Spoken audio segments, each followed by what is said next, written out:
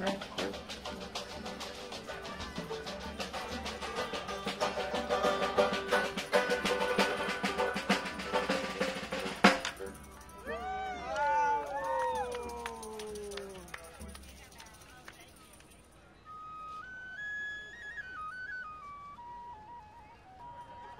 all going to be dust to the wind, Daddy-O.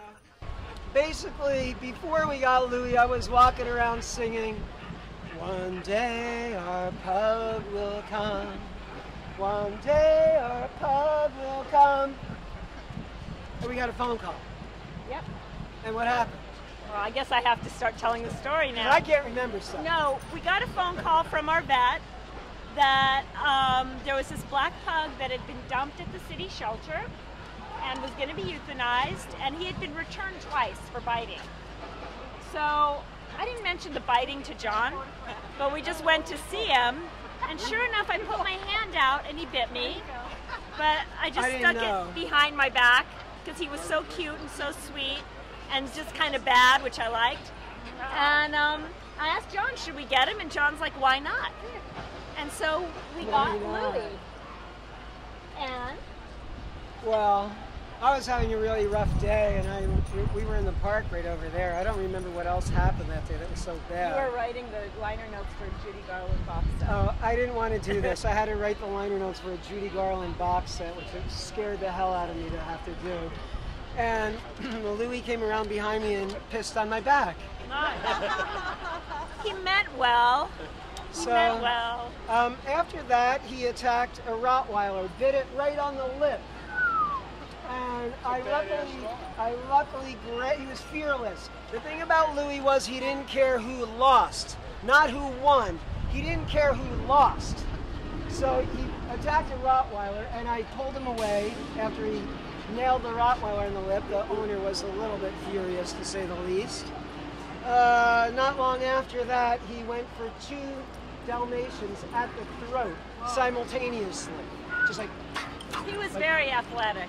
In his day, he really was.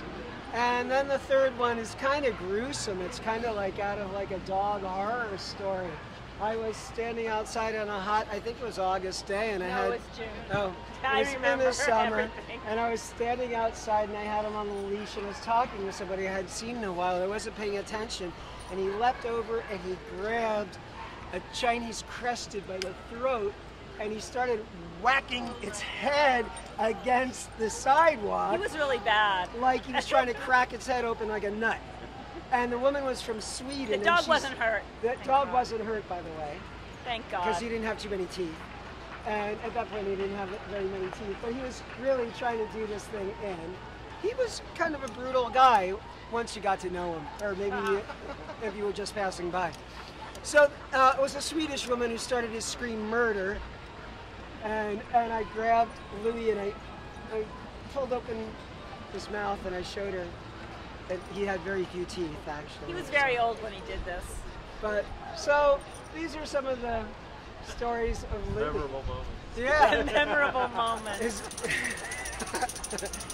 Should we think of something sweet to end it on? Well, he was always sweet. And even in the last year, it was really, we always say he was our guru. Oh, for sure. Because in the last year when he had a lot of infirmities and he couldn't walk and he had to be hand-fed, he still had that, you know, energy for life. He still wanted to keep going, and he was still very engaged. But we had to learn to drop everything that we were doing and take care of him whenever he needed it.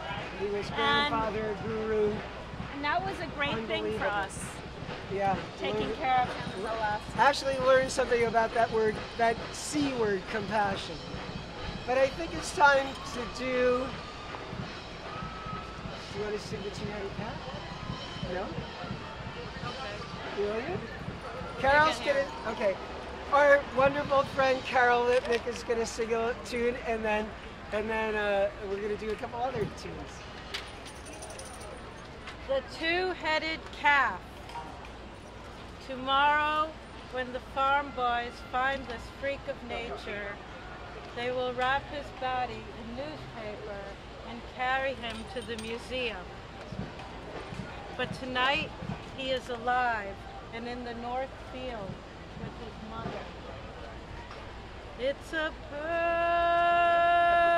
perfect summer night.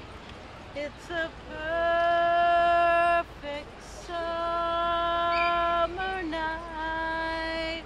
The moon rising over the orchard. The wind in the grass. And as he stares into the sky, as he stares into the sky, as he stares into the sky, there are twice as many stars.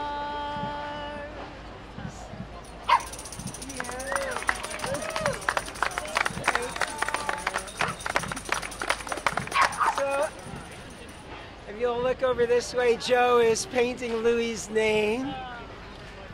Picture himself walking slowly down Bleecker. He's sniffing the trees and barking at flies. His Highness calls you, you answer to Louie, the pug with kaleidoscope eyes. Possessing powers, oh, you ain't never seen. Devour